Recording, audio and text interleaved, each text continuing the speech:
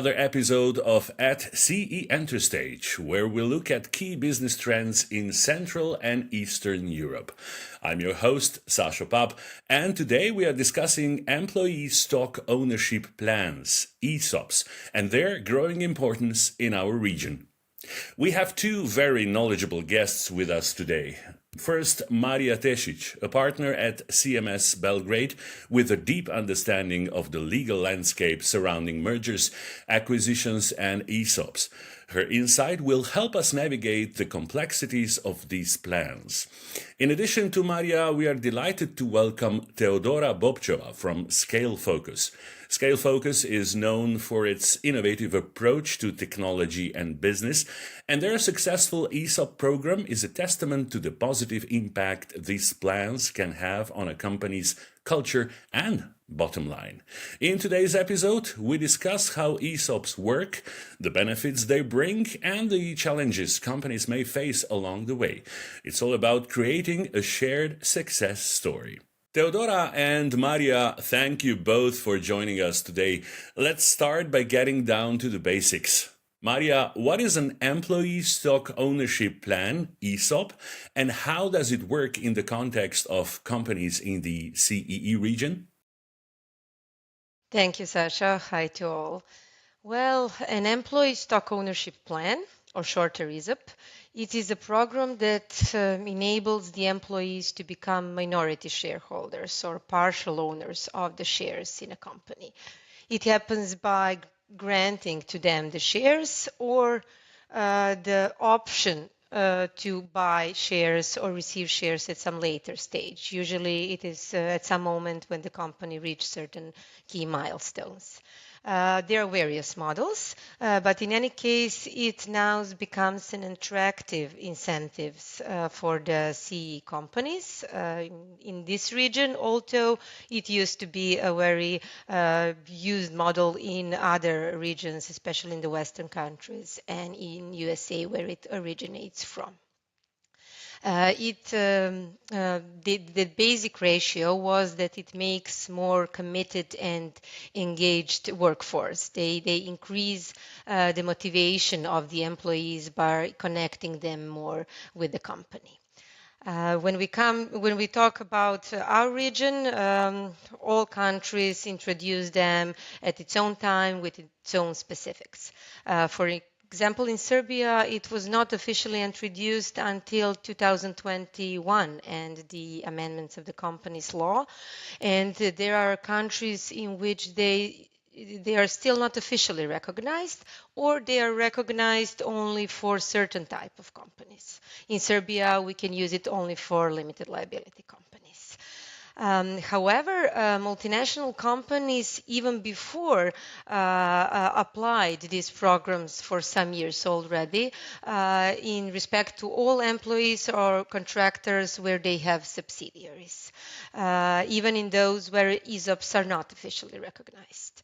How that worked? Because the employees are not always granted the shares in the actual company they work for, but in some other company within the group.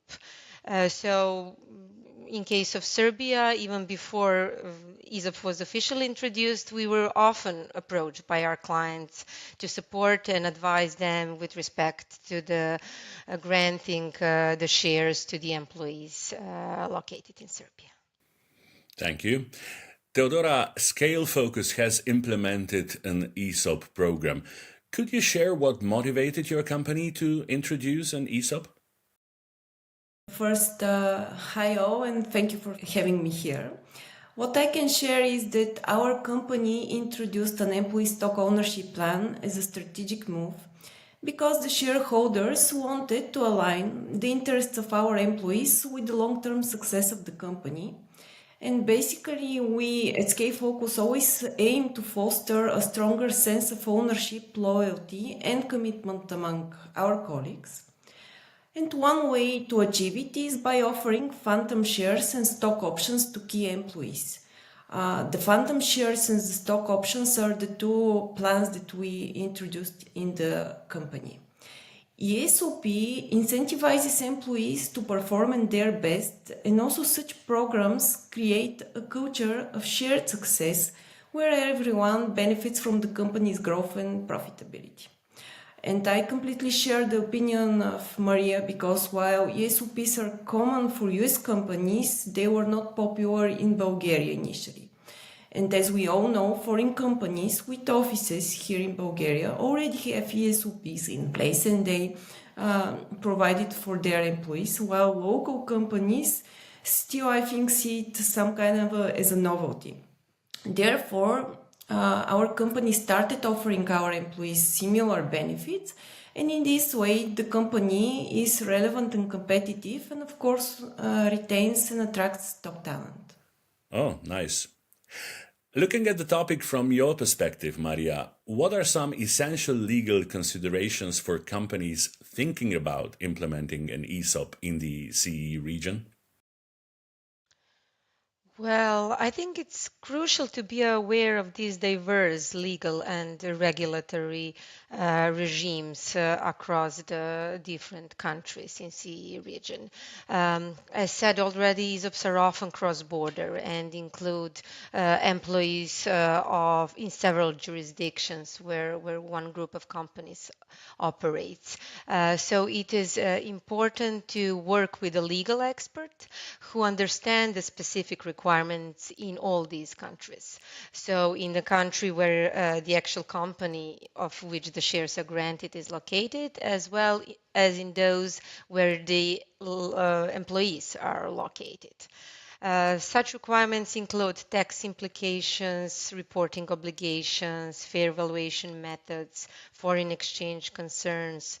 Then also it is important to check the local capital markets regimes to ensure that the ESOPs does not trigger the local capital markets regimes. And if triggers, then to cover it properly. So there are various aspects. Marija, you mentioned tax implications. Could you share maybe some insights into the tax implications for employees participating in an ESOP program in the CE region? Well, yes, taxation of ESOPs, as everything else, also varies across CE countries. In some countries, employees may face taxes at the time they receive the shares, while in others only when they further sell them out. The tax rates and treatment of capital gain is also different. But ESOPs can usually be beneficial for both the company and the employees. So it is crucial for employees to understand all legal, financial, and tax implications of participating in ESOPs, and so they can plan and make the informed decisions accordingly. As always, transparent communication is key to successful ESOP and to satisfied and motivated employees. So basically, it's very important because there are some specific country regulations, right? Yes. Okay. Teodora, in practice, were there any specific challenges or hurdles your company faced during the implementation of the ESOP program? Also, what do you recognize as major benefits for companies implementing ESOPs in the CE region? Sure, definitely. Implementing an ESOP program certainly comes with its challenges. And this is especially valid for the CE region, where regulatory frameworks might differ. And not only this, but our local legislation is significantly different from the one in the US, where the ESOPs are a lot more popular. And one of the major hurdles we faced was adapting the concept of employee stock ownership plan to fit our regional context, where the US model and terminology were not widely understood. And as you can imagine, this required extensive efforts to educate our employees about the local concept and why we took the specific approach. What I can additionally share is that designing a plan that addresses key employees at different levels, drafting documents that best reflect the plan, navigating tax implications and financial reporting requirements posed significant challenges, and that is exactly where our team creativity had to shine.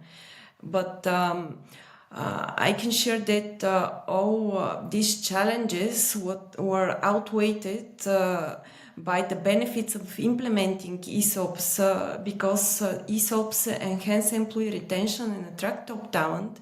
And moreover, ESOPs can be a powerful tool for succession planning and mitigating the risk of talent poaching. Thank you, Teodora. Marija mentioned the importance of transparency.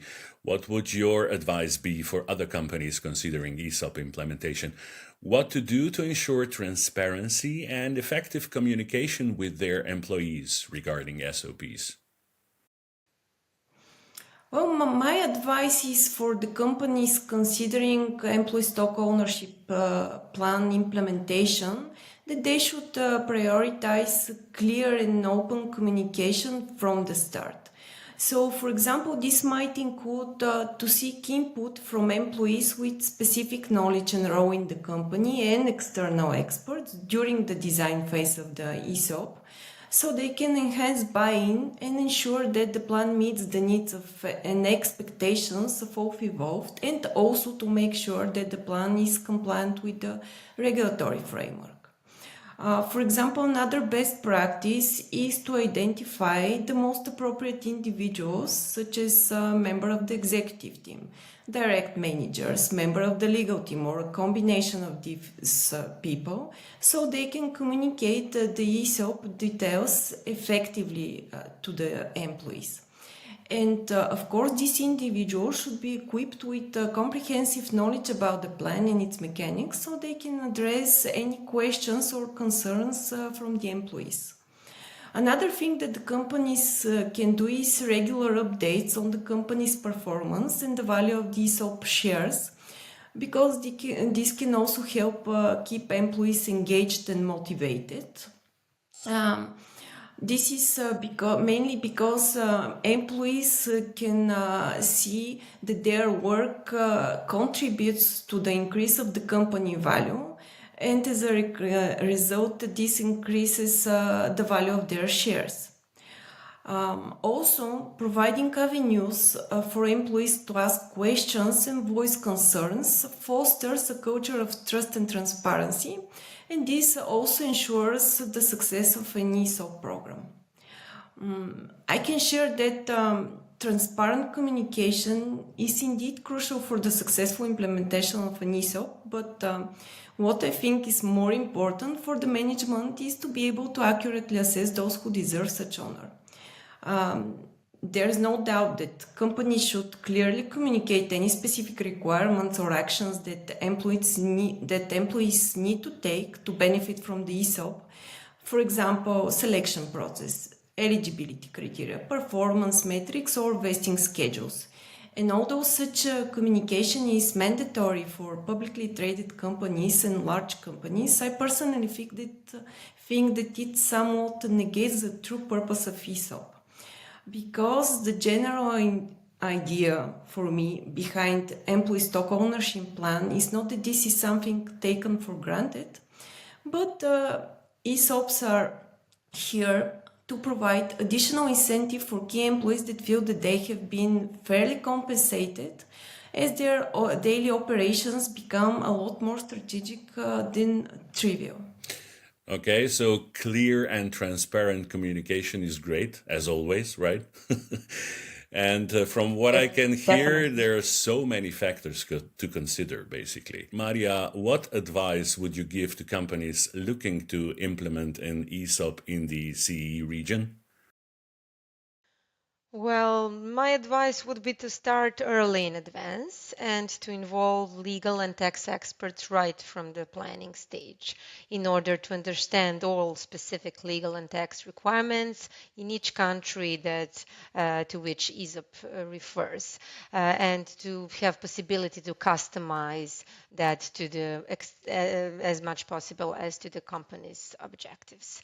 Additionally, as Teodora already explained, the transparency transparent and open communication should be a priority, and all necessary information and clarification should be available to them to ensure that they are well informed and on board. Thank you both for sharing your insights and experiences with us today. ESOPs seem to be a powerful tool for fostering employee engagement and ownership in companies throughout the CEE region also. It was my pleasure. ESOP presents a very exciting opportunity, but remember to do good preparation work to navigate all the complexities if you wish to reach the desired outcome.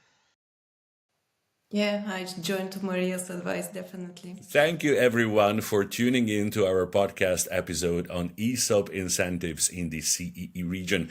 We hope this episode provided valuable information to both employers and employees considering ESOPs as part of their compensation and ownership strategies. If you missed any of our previous episodes, you can find them on our website or revisit them via your LinkedIn profile.